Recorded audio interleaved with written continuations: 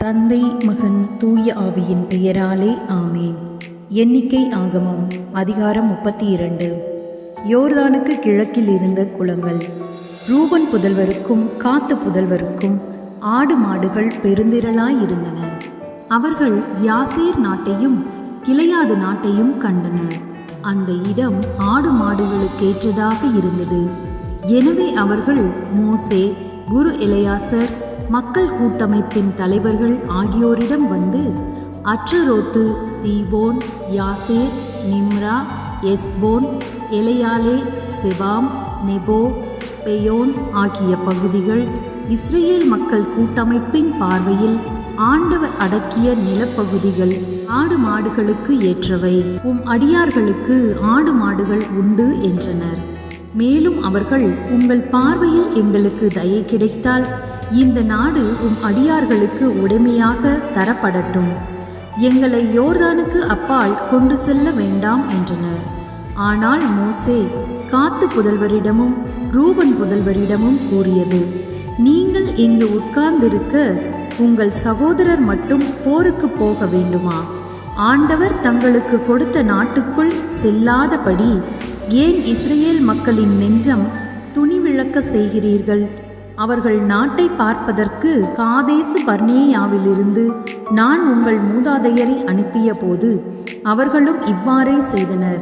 அவர்கள் எசுக்கோல் பள்ளத்தாக்கினுள் சென்று நாட்டை கண்டபோது ஆண்டவர் அவர்களுக்கு கொடுத்த நாட்டுக்குள் செல்லாதபடி இஸ்ரேல் மக்களின் நெஞ்சம் துணிவிழக்க செய்தனர். அந்நாளில் ஆண்டவருக்கு சினம் மூண்டது. அவர் தம்மேல் ஆணையிட்டு கூறியது, எகிப்திலிருந்து வெளிவந்தவர்களில் 20 அதற்கு மேலோ வயதுடைய ஒருவரும் நான் ஆபிரகாம், ஈசாக்கு, யாக்கோபு ஆகியோருக்கு கொடுப்பதாக ஆணையிட்டு கூறிய நாட்டினை காண மாட்டார்கள். ஏனெனில் அவர்கள் என்னை முழுமையாக பின்பற்றவில்லை. எப்புன்னேயின் மகன் காலேபும் நூனின் புதல்வன் யோசுவாவும் இதற்கு விதிவிலக்கு. ஏனெனில் அவர்கள் ஆண்டவரை முழுமையாக பின்பற்றியுள்ளனர். அத்துடன் ஆண்டவரின் சினம் இஸ்ரேலுக்கு எதிராக மூண்டது. அவர் இப்பாலை நிலத்தில் 40 ஆண்டுகள் அவர்களை அலையச் செய்தார். ஆண்டவர் பார்வையில் தீயென செய்த தலைமுறை அனைத்தும் அழியும் மட்டும் இது நடந்தது. இப்போதும் நீங்கள் உங்கள் மூதாதையருக்கு பதிலாக பாவ மனிதராக எழும்பி விட்டீர்கள். இஸ்ரேலுக்கு எதிராக உள்ள ஆண்டவரின் கோபக்கனலை இன்னும் கடுமையாக்கி விட்டீர்களே. அவரை பின்பற்றுவதை விட்டு நீங்கள் விலகினால் அவரும் அவர்களை பாலை நிலத்தில் விட்டு விடுவார். இம்மக்கள் அனைவரையும் நீங்கள் அழிய பண்ணுவீர்கள்.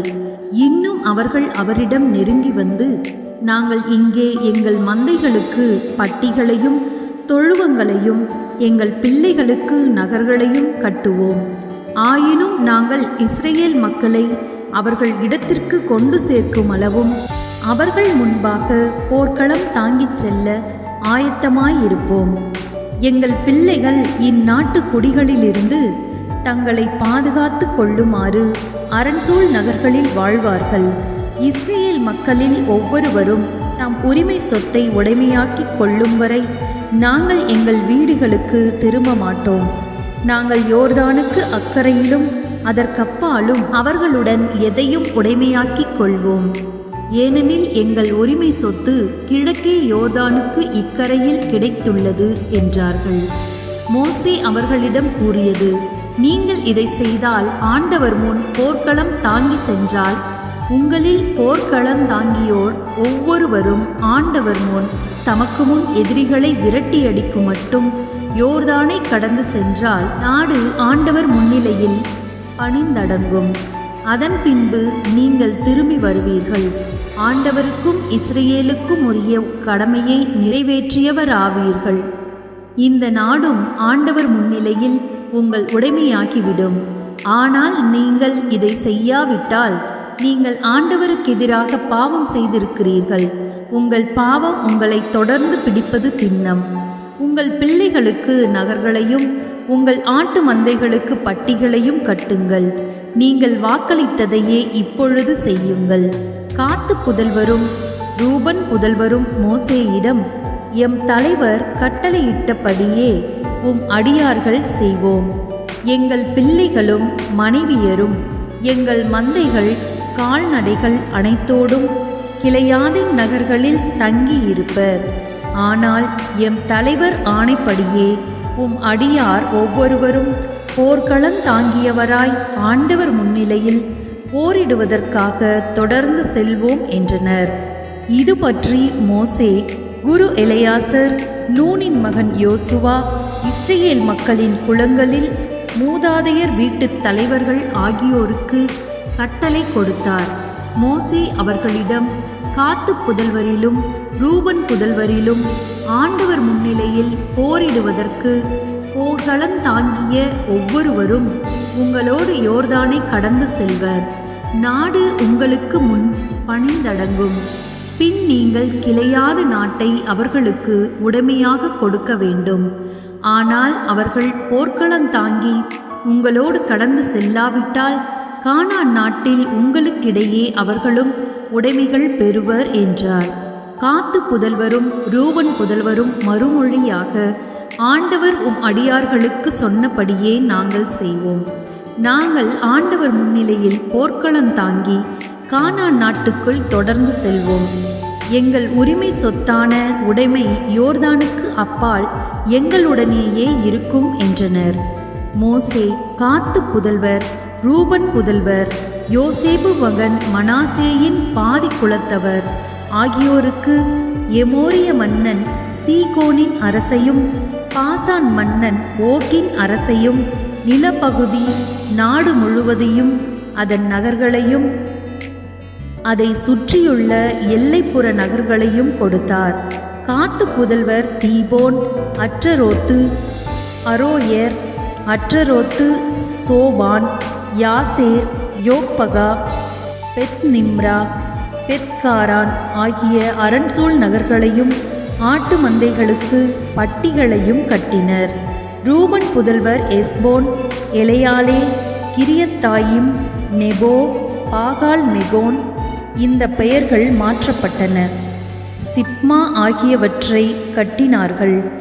அவர்கள் கட்டிய நகர்களுக்கு பெயர் சூட்டினர். மனாசே மகன் மாக்கீர் புதல்வர் கிளையாதுக்கு சென்று அதை கைப்பற்றி அங்கிருந்த எமோரியரை துரத்திவிட்டனர். மோசே கிளையாதை மனாசே மகன் மாக்கீருக்கு கொடுத்தார். அவர் அதில் வாழ்ந்தார். மனாசே மகன் யாயீர் புறப்பட்டு சென்று அவற்றின் சிற்றூர்களை கைப்பற்றி கொண்டார். அவற்றை அவர் அவ்வோத்து யாயீர் என்று அழைத்தார். நோபாகு என்பவர் புறப்பட்டு சென்று கெனாத்தையும் அதன் சிற்றூர்களையும் கைப்பற்றி கொண்டார். அவர் அதை தம் பெயராலேயே நோபாகு என்று அழைத்தார். இது ஆண்டவரின் அருள்வாக்கு. இறைவா, உமக்கு நன்றி. அன்புக்குரியவர்களே, யாவே இறைவன் என்ற நம்முடைய சேனலை சப்ஸ்கிரைப் செய்து வைத்துக் கொள்ளுங்கள். ஆண்டவருடைய வார்த்தைகள் உங்களை திடப்படுத்தும். ஆண்டவருடைய வார்த்தைகளை கேட்க விருப்பமாய் உள்ளவர்கள் தொடக்க நூல் முதல் அனைத்து அதிகாரங்களையும் கேளுங்கள். தொடக்க நாள் முதல் ஆண்டவர் நம்முடைய வாழ்க்கையில் நம்முடைய முற்பிதாக்களுக்கு என்னவெல்லாம் செய்திருக்கிறார் என்பதை அறிந்து கொள்ள வேண்டும் என்றால் விவிலியத்தை முழுமையாக வாசிக்க வேண்டும். விவிலியத்தை தொடக்க நூல் முதல் வாசியுங்கள். நம்முடைய பிளேலிஸ்ட் பக்கத்திற்கு சென்றால் தொடக்க நூல் என்ற பிளேலிஸ்ட் இருக்கும். அதிலிருந்து ஒவ்வொரு அதிகாரமாக கேளுங்கள். நேரம் இருந்தால் வீட்டிலேயே விவிலியத்தை எடுத்து வாசியுங்கள். அனுதினமும் விவிலியத்தில் ஒரு அதிகாரமாவது உங்கள் கைகளினால் எடுத்து உங்கள் கண்களால் பார்த்து வாயினால் வாசியுங்கள். அப்பொழுது ஆண்டவருடைய வார்த்தைகள் உங்களுடைய நாவில் அனுதினமும் ஒலிக்கும் பொழுது உங்களுடைய பிரச்சனைகள் மாறும், உங்களுடைய கவலைகள் மாறும். ஆண்டவர் அநேக கஷ்டங்களுக்கு மத்தியிலும் அந்த வசனங்களின் மூலம் உள்ளத்தில் இருந்து பேசிக்கொண்டே இருப்பார். அதை வாசிக்கும் பொழுது நமக்கு ஒரு பெரிய தைரியம் கிடைக்கும். ஆண்டவர் இஸ்ரேல் மக்களுக்கு எப்படியெல்லாம் அற்புதங்கள் அதிசயங்களை செய்திருக்கிறார், அவர்களோடு பேசி இருக்கிறார். அப்படியெல்லாம் செய்த ஆண்டவர் நம்மை கைவிடுவாரா? ஒருபோதும் கைவிட மாட்டார். நமக்காகவும் செய்வார். நாம் அவரை பற்றி கொண்டால் அவர் நம் மீது பிரியமாயிருப்பார். அநேக நேரங்களில் இஸ்ரேல் மக்கள் அவருடைய பேச்சை கேட்காமல் கீழ்ப்படியாமல் இருந்தபோது ஆண்டவருக்கு கோபம் வந்தது. அவர் மனம் வருந்தி பேசியிருப்பதையும் காண முடியும். ஆண்டவர் மீது நாம் முழுமையாக பற்று கொண்டு நம்மால் முடிந்தவரை தவறு செய்யாமல் இருக்க நம்முடைய கடமைகளை ஒழுங்காக செய்து நம்முடைய செயல்களால் ஆண்டவரை நாம் பெருமைப்படுத்த வேண்டும். வில்லியம் வாசிப்பது ஜெபம் செய்வதாக இருந்தாலும் கூட நம்முடைய செயல்கள் தான் நாம் யார் என்பதை மற்றவர்களுக்கு தெரியப்படுத்தும். ஆண்டவருடைய பிள்ளைகள் சற்று வித்தியாசமாக இருக்க வேண்டும். மற்ற மனிதர்களைப் போல உலகத்தின் போக்கில் ஒழுகாமல் நாம் ஆண்டவருடைய பிள்ளைகளாக இந்த உலக வாழ்க்கை நிரந்தரமில்லை என்பதை ஒவ்வொரு நிமிடமும் நாம் உணர வேண்டும். இந்னுலக வாழ்வுதான் நிரந்தரமானது. அங்கு தேவையான செல்வத்தை நாம் சேர்ப்போம். ஆண்டவருக்கு உகந்த பிள்ளைகளாக வாழ்வோம். ஆண்டவர் பாதாளத்தில் சென்று நீ படுத்துக்கொண்டாலும் அங்கேயும் நான் இருப்பேன் என்று கூறுகிறார். ஆண்டவருடைய கண்களுக்கு எதையும் மறைக்க முடியாது. நாம் என்ன செய்தாலும் ஆண்டவர் பார்த்து கொண்டே இருப்பார். ஆண்டவர் பார்க்கும்போது நாம் தவறு செய்து கொண்டிருந்தால் எவ்வளவு அசிங்கமாக இருக்கும். இது இயல்பினால் தவறு செய்யும் பொழுது அதை திருத்தி கொள்ள வேண்டும். ஒரு தடவை தவறினால் அடுத்த முறை நாம் செய்தது தவறு என்று தெரியும் போது அதை திருத்தி கொள்ள வேண்டும். ஆண்டவர் அதை தான் விரும்புகிறார். ஆண்டவர் பாவியை வெறுப்பதில்லை, பாவத்தை தான் வெறுக்கிறார். நாம் மனம் திரும்பி வரும்போது ஊதாரி மைந்தனை ஏற்றுக்கொண்டது போல ஆண்டவர் நம்மை இருக்கரம் விரித்து அன்போடு அரவணைத்துக் கொள்வார். நாம் அவரிடம் சென்றால் மட்டும் போதும், எல்லாவற்றையும் அவர் பார்த்து கொள்வார். ஆண்டவரே, வேறு கதி இல்லை, நீர் மாத்திரமே எங்களுக்கு துணை என்று நின்று பாருங்கள். அனைத்தையும் ஆண்டவர் மாற்றுவார். மனிதரிடத்தில் கையேந்தாமல் ஆண்டவரிடத்தில் கரங்களை விரித்து முழங்காலில் இருந்து ஜெபித்து பாருங்கள். நம்முடைய பிதா ஐஸ்வர்யம் உள்ள தேவரால் தான் எல்லாம் உண்டானது. அவரிடத்தில் தான் நாம் கேட்க வேண்டும். எந்த மனிதனிடத்தில், அழிந்து போகிற மனிதனிடத்தில் நாம் ஏன் கேட்க வேண்டும்? ஆண்டவர் ஐஸ்வர்யம் உள்ளவர். நமக்கு தர வேண்டிய நேரத்தில் கண்டிப்பாக தருவார். நாம் ஆண்டவரை நாடி சென்றால் மட்டும் போதும். யோபுவை போல நாம் வாழ வேண்டும். வாழ முடியவில்லை என்றால் ஒரு சிறு முயற்சியாக செய்வோம். சிறு சிறு படிக்கட்டுகளாக எடுத்து வைத்து நாம் ஆண்டவரிடத்தில் நெருங்கி போவோம். ஒரு நாள் நாம் ஆண்டவரை அடையும் போது அவர் நமக்காக சந்தோஷ முகத்தோடு நம்மை வரவேற்கும் அந்த நேரத்தை நினைத்து பாருங்கள். என் பிள்ளை என்னுடைய பேச்சை முடிந்தவரை கடைபிடித்தான் என்பது ஆண்டவருக்கு எவ்வளவு மகிழ்ச்சியாக இருக்கும். ஆண்டவரை நோக்கி செல்லுங்கள். மறந்து வாழ்வது ஒரு வாழ்க்கையே அல்ல. அதில் ஒரு நிம்மதியே இருக்காது. இரவு உறங்கும் முன் நீங்கள் யோசித்து பாருங்கள். இன்று எவ்வளவு நேரம் ஜெபம் செய்தோம், எத்தனை நேரம் ஆண்டவரோடு இருந்தோம் என்று யோசித்து பாருங்கள். ஒரு நாளுக்கு 24 மணி நேரத்தை தருகிற ஆண்டவருக்கு 1 மணி நேரம் கூட செலவு செய்யாமல் வேலை என்றும் உலக காரியங்களுக்காக நாம் அலைகிறது எல்லாமே வீண். இது எதுவுமே விண்ணுலகத்தில் வந்து சேரப்போவதில்லை. நாம் சேர்க்கும் செல்வமோ பணமோ அழகோ பகட்டோ எதுவும் வரப்போவதில்லை. நம்முடைய உள்ளத்தில் நாம் சேர்க்கிற செல்வம் மாத்திரமே ஆண்டவரிடத்தில் சென்று நிற்கும். ஆண்டவர் நம்முடைய ஆன்மாவை மாத்திரமே காண்பார், உள்ளத்தை மாத்திரமே காண்பார். நம்முடைய உடலையோ பணத்தையோ எதையும் காணப்போவதில்லை. இறந்தால் எல்லாருமே ஆண்டவரிடத்தில் தான் செல்லப் போகிறோம். அந்த வான் வீட்டிற்கு தயாராகும்.